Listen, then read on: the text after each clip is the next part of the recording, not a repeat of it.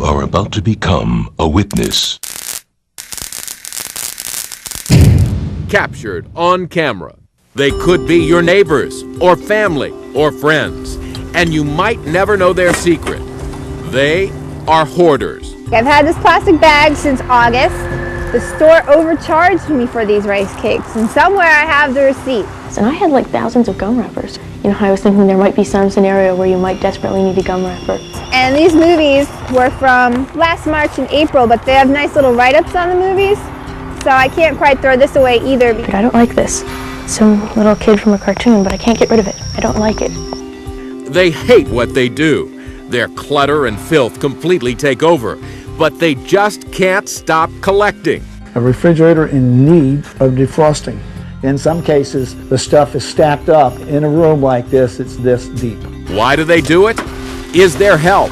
It's almost like a heart attack feeling. It almost made me cry, and that's not the self that I want to present to the world. Captured on camera, the obsessed.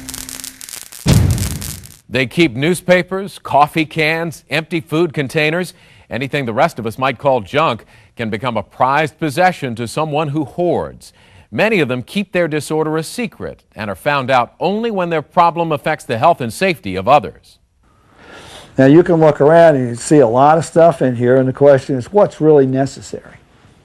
I see 5 television sets, I see a half a dozen receivers, I see all kinds of things in various stages of disrepair, and I see some stuff in here that's incredibly valuable. Let's hit it. We do not want to get these two bags mixed up, huh?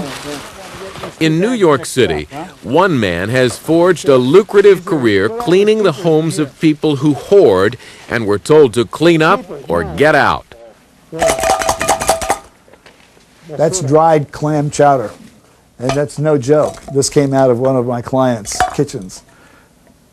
I usually take nothing out of these things. I said, this one here, I couldn't resist. Almost in tune and missing Eastern. 20 years ago, Ron Alford was a claims investigator for an insurance company. He often found himself inside the fire-damaged homes of hoarders, and it gave him an idea. Since 1980, Ron has been operating a company called Disaster Masters and has helped more than 1,000 clients. How many people want to go to the dentist today? The National Dental Society would say, oh, everybody loves a dentist. I don't agree. I hate to go to the dentist. I'm sure you can agree. Who wants to deal with that pain and that trauma? Nobody. And I'm sure that these people never, ever want to meet me. But the bottom line is when it hits their fan, I'm the answer. Okay. Today, Ron and his cleanup crew have been contracted to clean up the small one-bedroom apartment of a Brooklyn, New York resident facing eviction. This is not a one-day project. In this particular job, I'm going to be here for 2 days, and my guarantee is that you'll be able to waltz on this floor. When I'm finished, you'll be able to walk in and out of everything. There will be a lot left, salvage, but it'll be all contained in containers that can be easily moved about. The floor of this apartment is packed wall to wall with every conceivable object. Papers, bottles, cans, all sorts of electronic equipment, averaging 3 feet deep. This is not the worst case. In some cases, literally, the stuff is stacked up in a room like this. It's this deep. This evidently is Command Central. If you sit right here, you can reach out and you can grab the stereos.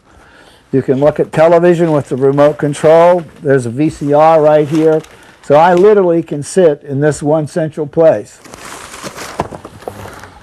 Tripod. Brand new. It's beautiful.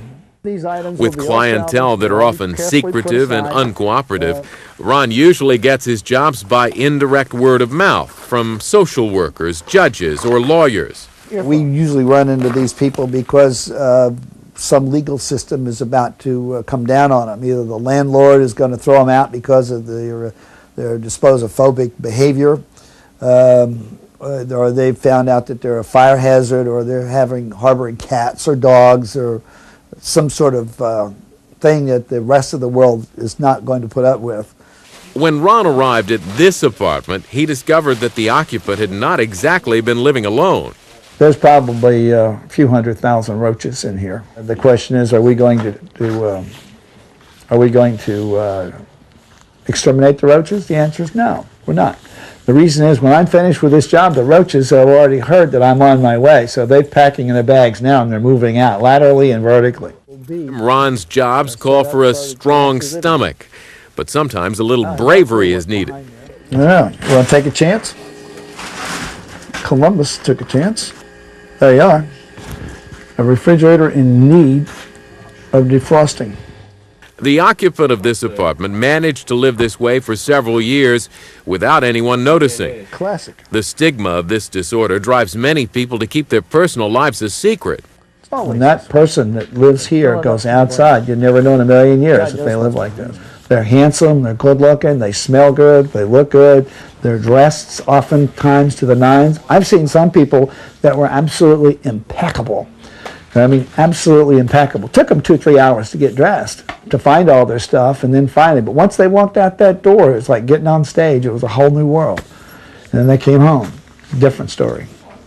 Take it right downstairs.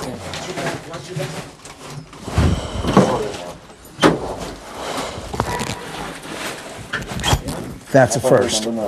It's a door out of a 1974 Monte Carlo. But that's a first. I have never taken a full door, window and everything, out of a job. Documents, first-class mail. Junk mail all gets thrown out. When a crisis reaches this point, cleaning up can be quite costly. There's nothing that I can do for less than $1,000. On the other cases, some of our projects run into tens of thousands of dollars. I mean, and take a while. $30,000, $40,000, $50,000. It's not unusual. Outside, in there. For Ron and his crew, the work is often hazardous and labor-intensive. This is an asbestos quality filter. If I didn't wear these by noontime, I wouldn't be able to breathe in here, because as we go through this and we uncover and move all this stuff around, if you had a big strong light in here, you'd see more dust than you can imagine. Now, these are the kinds of things that you call absolutely useless. It's like a walk. It is. It was a brand new wok, probably a gift. It's been sitting here for however long. That's going to end up in the garbage. Persuading someone with a compulsive hoarding problem to part with their possessions is not easy, so Ron has developed a number of different techniques. When it really gets down and out, sometimes we may have a shouting contest, which is good. It helps us both blow off steam. Where the client yell at me, I'll yell at them. And I said, now, you look at your watch and know that every minute that I sit here is going to cost you several dollars, because it's just not me. I got 5 men standing around here. And every minute that I sit down here, the meter's running. And you're paying for it, whether I work or not, get things done. So how much money do you want to lose?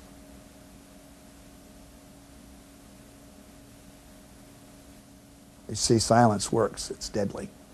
I learned that teaching. I learned that selling insurance. Save this, save this, save it. After 20 years of being knee-deep in other people's troubled lives, nothing really surprises Ron anymore, but he tries hard to remain compassionate. It takes a very certain kind of person to be able to do this kind of work. And just, it's this business is not for everybody. Because you've got to have a lot of empathy for the person that you're dealing with. You have to have a great sense of humor.